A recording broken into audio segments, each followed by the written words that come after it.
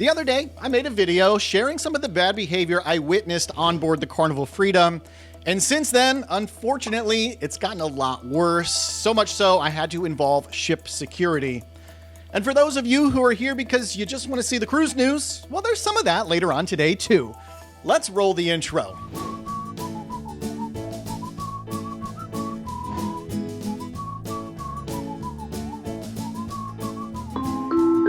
Hey, welcome to the Midships channel. I'm your Captain Corey, and thank you so much for stopping by the channel today. And here we are. We're back in Florida. I just disembarked the Carnival Freedom this morning.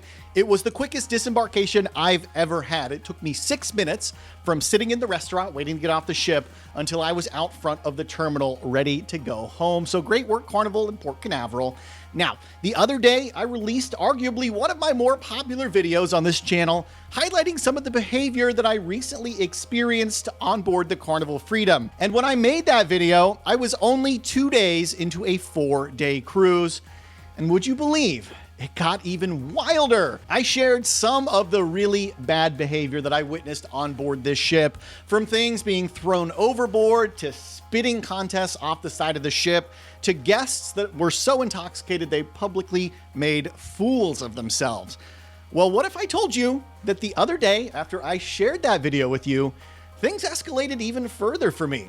You see, this is kind of hard to talk about because honestly, Carnival Freedom may be the best run ship I've experienced in a while. Honestly, everything was like clockwork. So it kind of hurts to have to say some of this stuff, but here's the deal. I went to the restroom on deck 5 the other night in the aft of the ship. It's just outside like the comedy club area.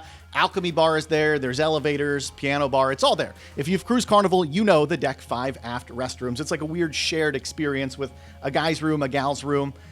Well, guess what was on the floor in the middle of that restroom? A number 2, a big old number 2. And I'm not talking about somebody taking a Sharpie and drawing the number 2.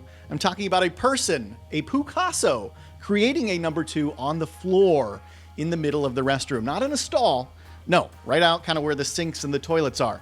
Yeah, I guess there's a chance it was a pile of prunes. I suppose I didn't really look that quickly or that closely at it. But needless to say, well, I hope it was that pile of prunes. But let's be real, we all know what it was. So obviously, I immediately left the restroom and decided I didn't have to go. And I came back 10 or 15 minutes later to see if the restroom had been restored to cleanliness. And unfortunately, for somebody, well, in that time, they had inadvertently become a Picasso of themselves after stepping in it and tracking it through the rest of the restroom. I feel pretty bad for whoever that was and for whoever had to clean those restrooms.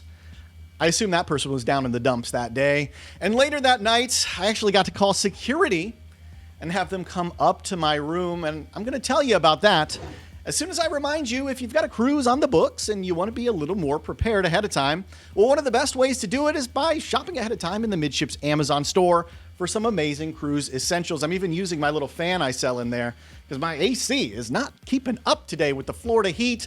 All of the best items, well, you can find them in the link in the description down below. I really appreciate you checking everything out.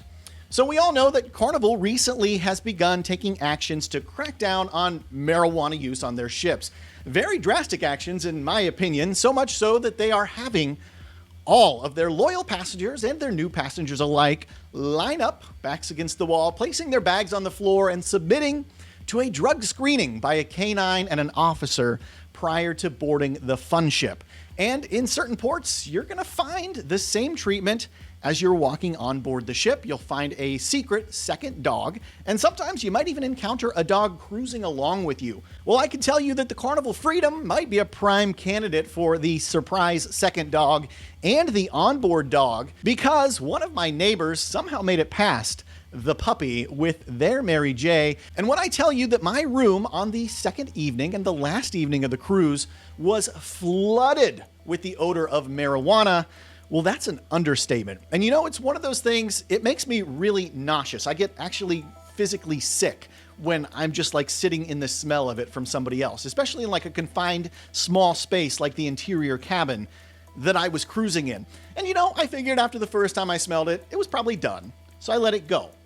10 minutes later, I smell it again, even stronger. And I start hearing people in the hallway go, "Whoa, you smell that? What what is that? Somebody got the good stuff. So it wasn't just me, it was really strong. And I went down and I found someone from security and asked if they'd just walk up and take a sniff and maybe see if they could get to the bottom of it, you know? And when we got up to the hallway outside my room, well, I could smell it plain as day, but this guy said, oh no, I don't smell it. And I said, well, all right, come into my cabin. It's in there too. We walked in and again, I smelled it even stronger. No problem whatsoever. Now, maybe it's just down to the fact that I have this massive nose that God gave me, something like that. Maybe I just smell things better than the average bear. But this security guard was unwilling to say that they smelled anything at all, which kind of surprised me because it was very obvious. They just asked me to call them back if I smelled it again, saying, oh, maybe if we get here sooner, we could actually verify it.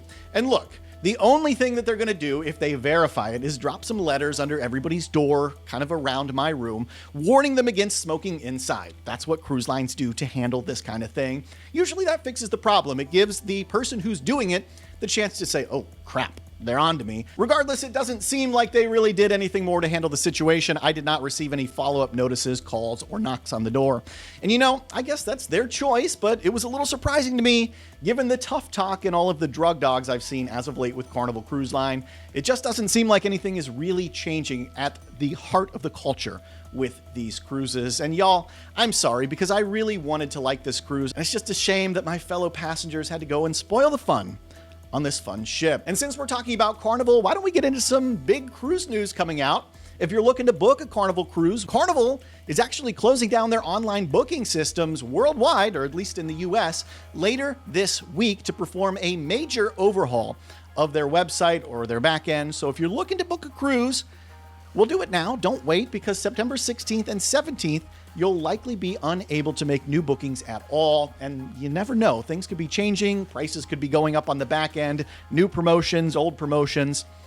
I wouldn't put it past a cruise line to shut things down and come back with higher prices, okay? Or issues with making bookings. So just know that if you have a booking near on the horizon or you're working with a travel agency, well, maybe get in touch with that agent sooner rather than later. Now, I also want to update you on a story we've been talking about a lot here on the channel, which is about Royal Caribbean's Radiance of the Seas. The ship had some technical issues up in Alaska. They ended up canceling 2 cruises very last minute, really late in the game. I feel bad for y'all. Well, now, according to Royal Caribbean, Radiance of the Seas, she's good to go, ready to sail for her September 15th cruise. They say the ship will soon be heading back out to sea for a quick sea trials, a shakedown, make sure everything is up and running, but it sounds like you may be good to go for that September 15th cruise.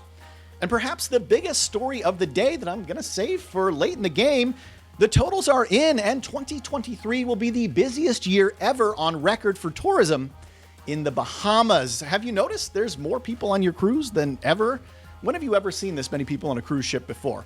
Well, from January through July, the island nation saw tourism visits even higher than they had optimistically projected, putting the Bahamas on track to see more than 8 million visitors in 2023. Those numbers are up 72% from last year, and they're 43% higher than pre-pandemic levels. Some great news for cruise lines and for cruise ports.